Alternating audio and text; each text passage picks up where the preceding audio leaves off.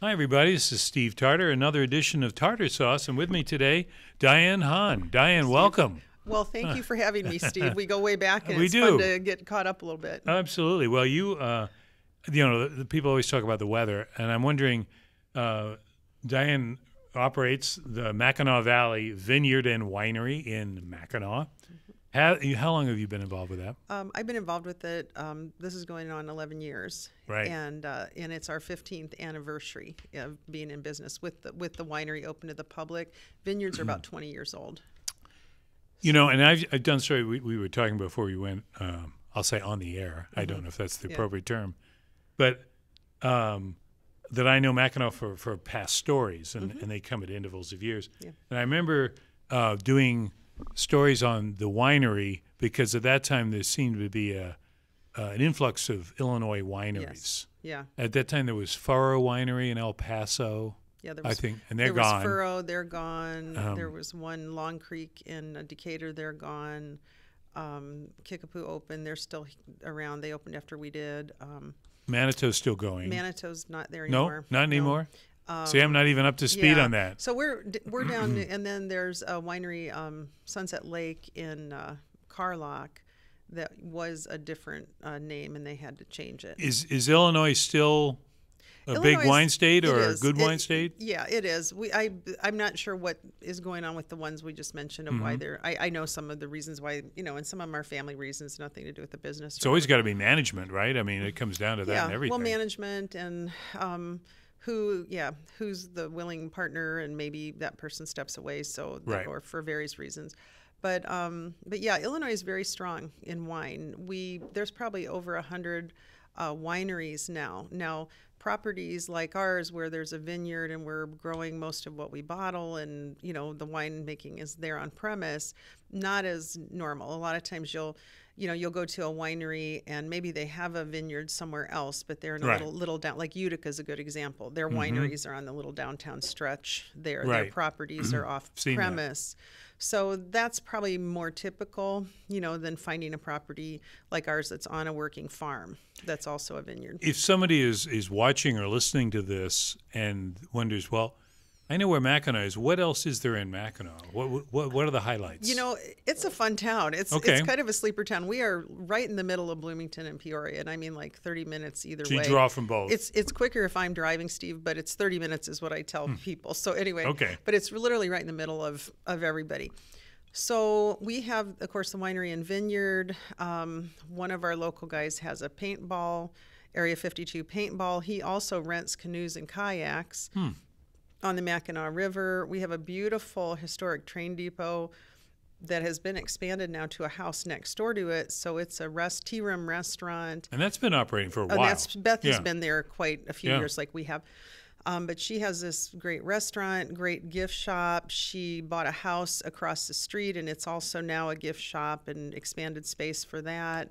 We have and then just the normal things you'd expect in a small town. Like we have a great IGA with a great deli and food, a couple local, restaurants and things that are very nice. Yeah. Any car dealers? No. Okay. No. I thought I'd throw that in there. No. Somebody might say, let's go out there and buy a car. We have a car mechanic, but I don't think there's any car dealers anymore. Yeah. Now, running a winery, and when I say that, it's not just the making of the wine. You have, and you gave us the lineup. By the way, what is your website so people can see? Our website is MackinawValleyVineyard.com, and our Facebook is Mackinaw Winery. And Mackinac is, and I know this is, I'm sure you know this because you just mentioned the train stop. But when there was the interurban, Mackinac was the Mackinac Junction. Was a, and I've had some people tell me we should do a story about that sometime, and we'll find a reason to do that. Okay, come on, have some wine when you know where to find us. But I was going to say you have all these events planned, and we'll get into some of them. How long does that take you to pull all that together? I mean, are you conceiving this? Well, I would say, some of the things we always try different things, new things every year. Some things we'll do for a couple years and then change it up. Some things we stick with. We always have the opening festival at the end of May. It's typically Memorial Day weekend, and this year it's May 26th and 27th. And that's gone really well over the years, and it's a lot of planning, and we get a lot of volunteer help. That's an all-day deal, isn't it? It's all day Saturday, and it's 11 to 11 Saturday and noon to 6 on Sunday. Our Lions Club comes and puts a big food tent up, and they do great with the food sales. Morton Bank's been our glassware sponsor forever. Then we do about 50 wines and about 60 craft beers, and you get a souvenir glass and 5 tickets. It's $10 to get in, and you can buy more tickets and taste. And most people make a day of it and come out and enjoy the bands. Are these wines from, well, obviously the from wines your vineyard? We try to get our wines plus about 40 or 50 wines from around the world. So we try to get, and one thing, we used to have, Water Street, as you know, downtown. Right. We got a real appreciation of the beer culture and the craft beer culture, and that's exploded even more. Yep. So we get about 65 craft beers, and we really try to center those on North American craft beers because that's where the industry Any plans to start making your own beer? They just changed the law in Illinois that we can actually have a brewery on our premises. It used to be illegal, and we would have had to relicense and build a whole separate facility. So we've talked about it. Eric is doing the winemaking now, our son, and we've talked about it. Right now, he's got his plate full with the vineyard and winery. Oh, I can imagine. But yeah, we've talked about it because it would be a good fit for us. He has hops that he grows, and he plays around just as a hobby now. But yeah, and it just became legal a couple years ago to make beer on premise too. So who knows what lies ahead here? Who knows? Yeah, who knows? Now you do a lot of, and we can mention some of these events. The Mackinaw Art and Wine Festival. Yep. Which is in July, Grape Stomp and Harvest Fest. So that's all the way in September. Yeah. And then is that your closing event? Or? Well, we have bands through the end of September. Okay. So that's our kind of last big hurrah for the summer, though, that weekend. And that Grape Stomp is really fun. We do a little harvest demonstration. You actually can get in big tubs and stomp grapes. I think we've pictured that in the Journal Star. It's crazy. I dress up as Lucy. It is the most non-scientific, silly thing you've ever seen. Lots of families come. It's a great family day. We have 2 or 3 kids to every adult that's there. So it's a big family day. If you're not a big wine drinker, don't worry about it. There's something else. Yeah, well, and the same with the art festival, and we serve soft drinks all the time. But the entertainment people come out for, we have the concerts every Saturday. We have a couple Friday concerts. But the events, I usually start planning getting this schedule done in the fall of the previous year. So most of the work on the schedule starts, like for 2019, I'll start planning that in October, November. Well, and having done this for a number of years, all a lot of these musicians and we are, performers. I all the time say we are very fortunate, and I track it back to Illinois has not yet cut funding for the arts and music in our schools, and we're very fortunate because we have a lot of musical people in this area and a lot of talent, and a lot of these people are lifetime musicians, and if you talk to them, they started at school learning to do stuff. Just kept going. And so we're very fortunate, and a lot of the bands, the guys are really fun, and the gals, a lot of them play in multiple bands. I'll see them with several bands throughout the summer because they're filling in, or that's their other band. But it's fun, and we try to spice it out, a little variety up. We do a lot of classic rock, but country is, of course, very popular, so we have some country groups coming out.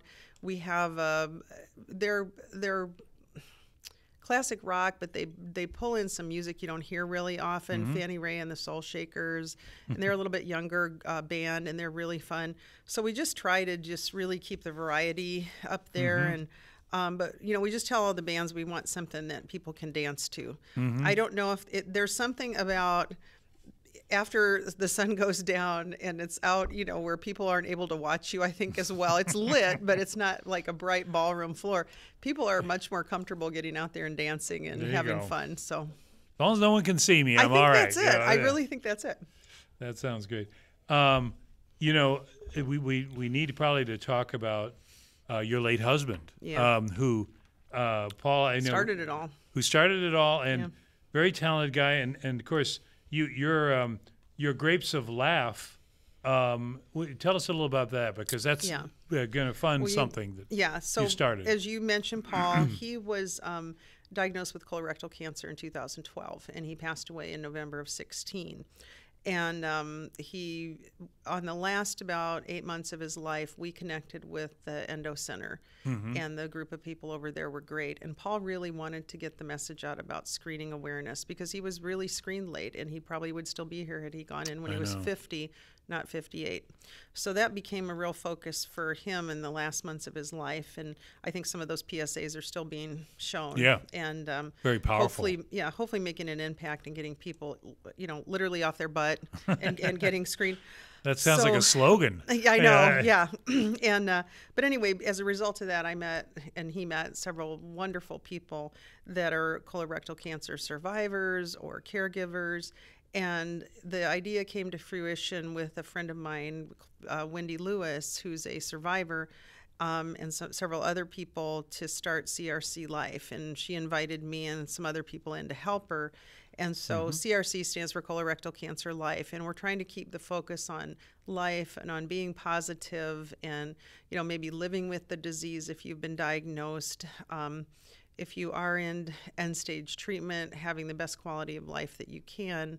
And, and my thing is really trying to create that awareness message. And so our focus, March is Colorectal Cancer Awareness Month, and very few people are aware of that. We're trying to change that. So we would like everyone to know that that's the month to talk about this and about screening. And we did a big campaign this March. In the last few months of his life, I know Paul didn't he get up on stage and talk to the audience about it? He, the first time he did it, he was really nervous about it, and he didn't go on and on, but he, the first time he did it, he just said, many of you know me. I founded this place. I am sick with colon cancer, and I'm, if you'd like to know how to not be in my shoes, come talk to me. The owner's table's over there. Wow. And people would come and talk to him, and I can't tell you the number of people that have come up to me and said, you don't know me, but I went in and got screened because of Paul saying that. And some of them have had polyps and felt like that was, helped them not be ill. I had one man and his wife, they got screened. They were fine. They had a neighbor the same age, and she was refusing to go in, and they finally convinced her and showed her Paul's video. She went in and had polyps already. Wow. And, was very grateful she went in. So, that's our hope. That's the whole point. This is one of the few cancers. It's 90% curable if you get those polyps removed on time. Just need to have it checked. Yeah, just get in and get checked. And yeah, it's a little inconvenient. You have to prep the day before. The prep is much better than it used to be. The diagnostic tools to get colonoscopies are much better than they used to be. And so, but with all of that in mind, supporting survivors, increasing awareness, we started CRC Life. So our first big fundraiser of the year is the Grapes of Laugh. And that was a long walk to get to your answer there. I'm sorry. But it's June 1st. It's a Friday night. And Greg Batten is going to MC it for us. And then we've got 3 guys that are local comedians, Edgar Sandoval and Barney Winkler and Matt Smith. They have code names. Well, Matt has the code name Matty Ice, and Edgar just goes by Edgar.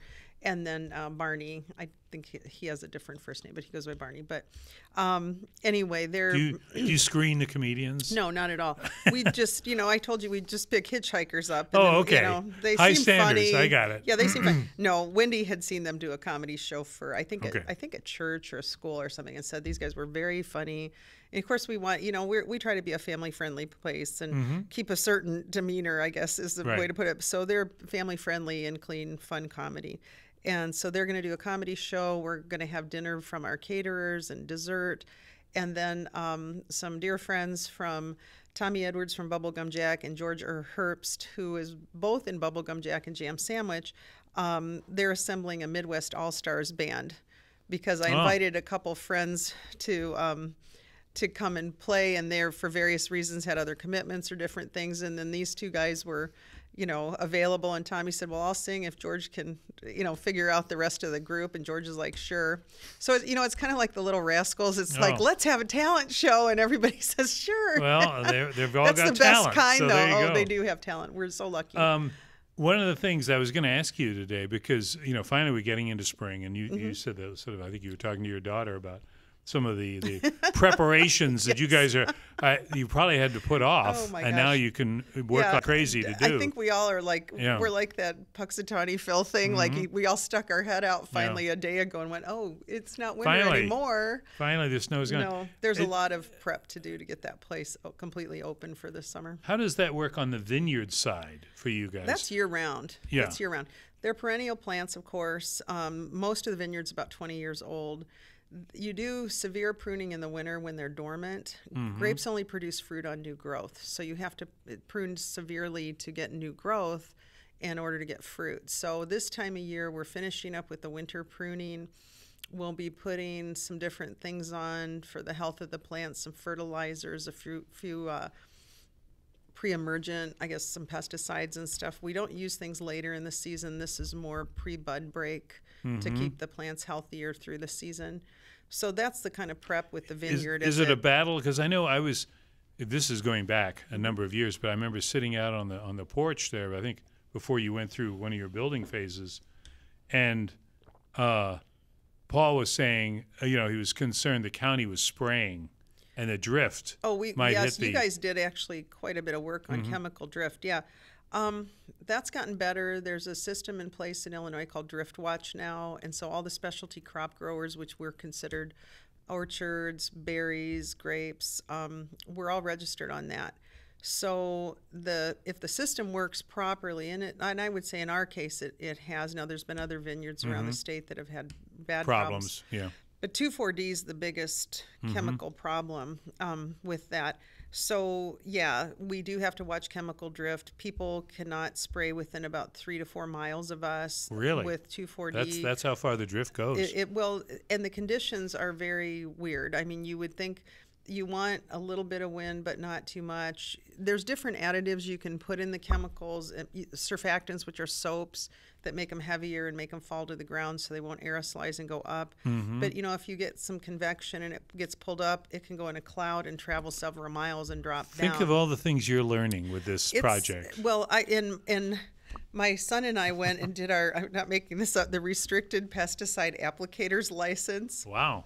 So you've got that? Yes. Oh, my goodness. There was about 300 people at the Civic Center. There were 4 women taking this, and I was one of the 4. Oh, my goodness. It's the only time in my life I've ever been in that big of a group, and there was nobody in the bathroom but 3 other. We were laughing. The men were down the hall and around the corner. But, yeah, so we have that. But that's good. I mean, and I've done, and it was, I have to say the class was a little easier than I thought it would be. It's just the handling of it, so you don't. Well, it's handling. It's knowing what's restricted. It's knowing when it's appropriate to use it, when you can't use it, how much is too much, all those things.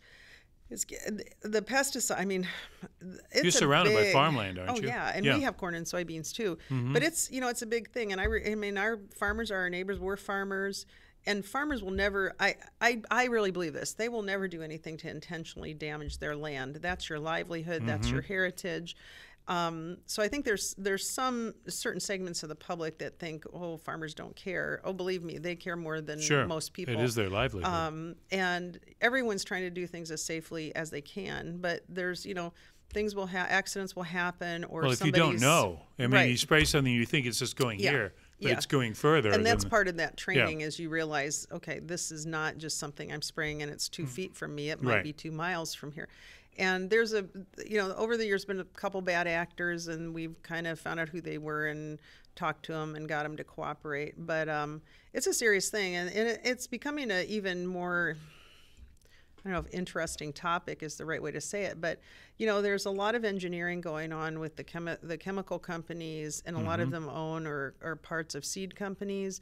So they're engineering these crops to be there's Roundup Ready corn and Roundup Ready soybeans. Well, now there's a new dicamba chemical, and they're making dicamba ready. I believe it's soybeans, and so now if your plants can't tolerate dicamba and there's dicamba-ready soybeans, well, you're in trouble if you're near dicamba. And there's a lot of education going on now about that chemical. What's near mean? Next adjoining field? Well, adjoining field, or again, the drift problem. Right. You don't always have to be butt up against something to have a problem with it. But it's just, that's the that's a real issue in agriculture because there's, and that's, I mean, and it's big industry. This is big business. Oh. So, you know, it's just, that's the concern I think I have, is that you get plants that are engineered to tolerate certain chemicals. And if your plants don't tolerate those chemicals, then how do you integrate into that system? And it's going to be a challenge going forward, and a challenge for like a local sweet corn grower. Sure. Corn cross-pollinates. So if they're by a field even that's genetically engineered, those will cross-pollinate, and those are patented crops. So they can come and ask you to remove everything in your field because your crops are now genetically like yours, and they're worth a lot of money. So are you sorry you asked me, Steve? He's like, oh man, shut up. Well, no. We need, this is our fountain for information here. We share. I was going to say, if somebody's watching or listening to this and they think, hey, I want to try that Mackinaw, where do they get it? Obviously, they can come out to Mackinaw. Yeah, I mean, and you're inviting them to do that. Yeah, and we're right on Route 9. Like I said, we're really Do you have easy. it in stores? We have it in stores around here. We have it in Friar Tuck's in both Bloomington. Actually, there's 5 Friar Tuck's, and we're in all the Friar Tuck's. But the closest ones to Peoria are Bloomington and Peoria. Benny's in Bloomington. The Hy-Vees in Peoria have it. So you're out there. There's a Hy-Vee in Galesburg, Pekin, Broadway Liquors. We had a person that was helping us with the direct sales because we can self-distribute. And so we got in several different, places. It never fails to amaze me, I think, and whether I'm in Costco or Schnucks, or I'm sure Hy-Vee is the same, the volume of wine that these stores now carry. I mean, I'm not particularly a big wine drinker, but I'm noticing it, and I wish I knew more about wine, but it's like, well, somebody must be buying all this, so they certainly wouldn't be allocating two wine is, aisles. We're lucky. Wine is very, very, popular in the marketplace, and and I'm always like on TV shows, you'll always see people having wine with dinner or wine at a restaurant, and I mean it's a popular drink. I think it's just there's so much variety to it. It's kind of like beer. It's just there's a lot. Have of you always variety. been a wine drinker? Not as much as I am now, and I don't. Not that I have that much now, but well, I mean, when I was now younger, you have to taste it. Probably. When I was younger, which I probably is the reverse of most people, I really didn't drink much at all. Maybe champagne at New Year's and wine with dinner occasionally. Now obviously it's I enjoy drinking wine, but it's what you do for a living. I mean, Eric does the cellar work and a lot of the different. He works with. We work together, and our state enologist, Brad Beam, helps us. And we're very fortunate. He's located in Peoria. But we'll go through the chemistry, make adjustments to things. We'll do the blending and, and everything. It's a science, and sweetening, isn't it, really? and filtering. It's chemistry. I mean, it's making wine is chemistry at the end of the day, which is I think is pretty interesting and fun. But you just learn things over the years. And are you able now to differentiate between wines? I mean, like, this is good, this is not good, or this is, because I always wonder. I mean, and again, this is somebody who doesn't have that knowledge, but I hear these descriptions. Well, it's got a bouquet of this, and I always nutty, and these words are like, come on. Yeah. So here's my take on that. We took a wine class years ago from a lady called Ann Noble, and she was from UC Davis and was one of the founders of the enology or the winemakers program out there. And she developed, you'll see them in gift shops. It's a wheel, and you can spin it and pair wines with food and flavors and stuff. If you're having fish, you need this. And Anne developed that. So she did a class for us at this one thing we were at. And she was very basic, and I like that. And I agree with her. She, it was kind of like, and I wrote an article about this one time because it's like you'll read in some of these high-end wine magazines, like you're saying, like descriptions, nutty with a hint of friendly smoke, and and some of them, like if you didn't know it was wine, you'd think it was a weird person they were describing or something. So she was very straight. She goes, describe a wine for what it is.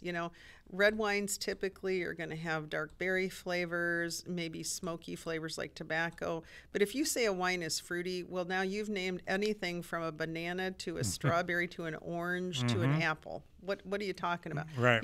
Be very straight. I think this has a light body or light mouthfeel, which means it's not heavy on your palate. It has apple notes, And, you know, most people, if you say things like that, they'll go, oh, you know, and it's a red wine. Oh, okay, that sounds good. Is it sweet? Is it tart?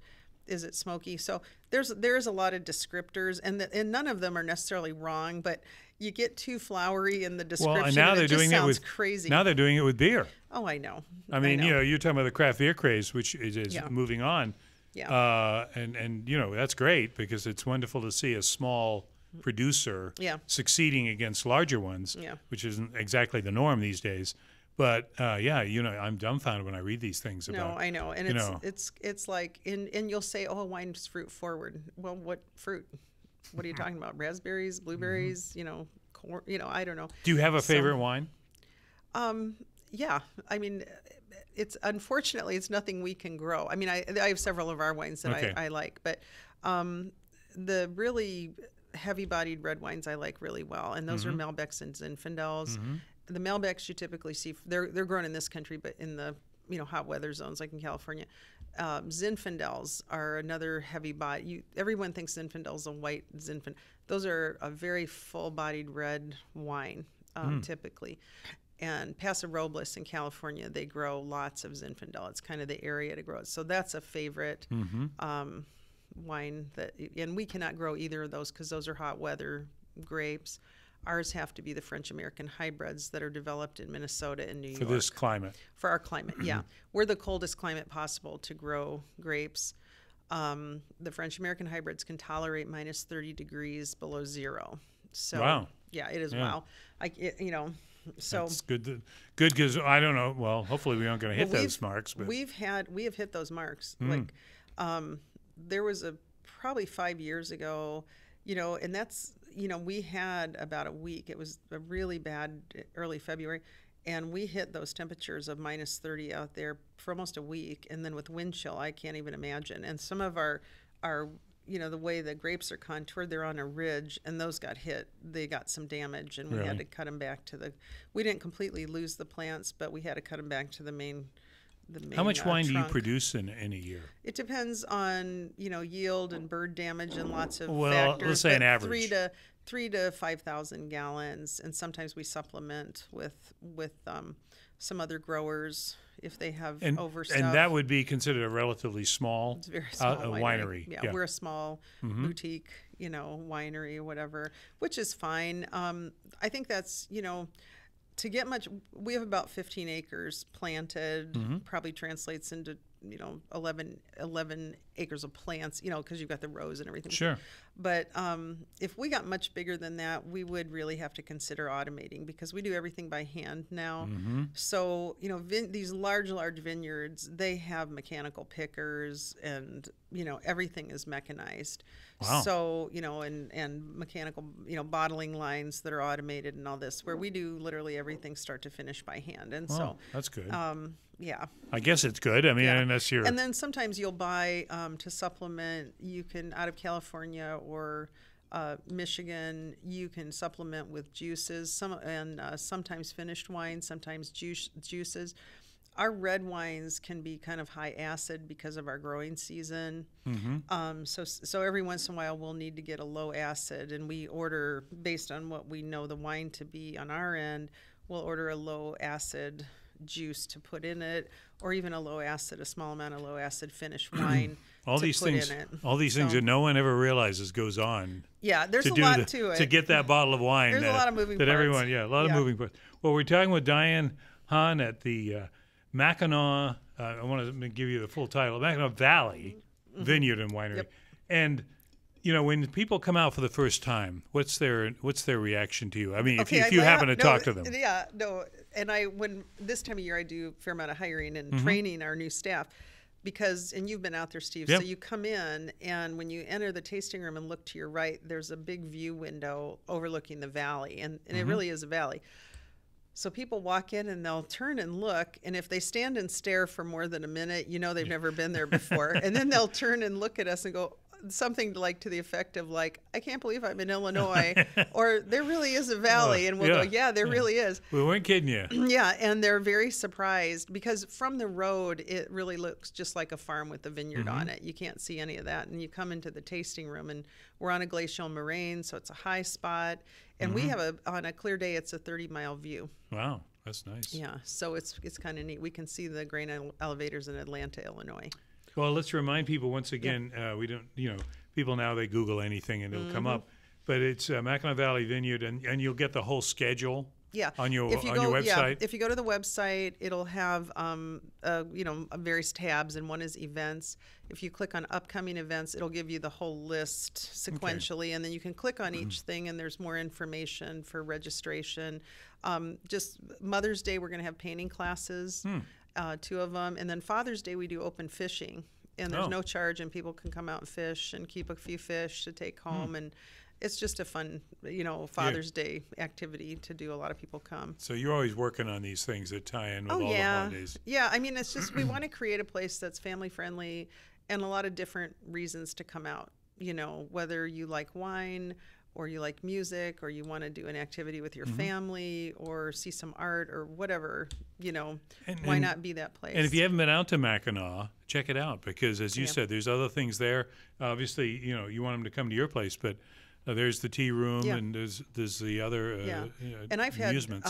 Like people, they're coming down for like some kind of a bridal weekend, and they'll have like the bridal shower at our place, and while they're doing that, the guys will be over playing paintball, or I'll have ladies groups will come and have lunch at the tea room, and then they finish up with a wine tasting. We also have we have the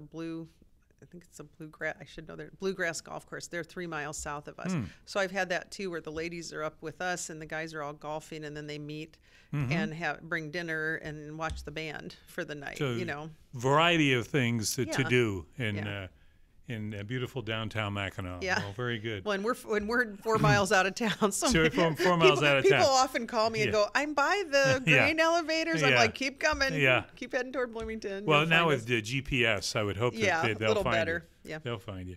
Well, Diane, it's been great having you on here. You too, Steve. We will, try to endeavor to have you come back maybe at one of the big festivals that you hold, and then we'll be able to alert people to its coming. That'd be great. That'd be really great. Well, I want to thank Mr. Adam Garrick, who's been at the controls today and gets us out there. And we'll see you next time on Tarter Sauce. Thanks again, Diane. Okay, thank you.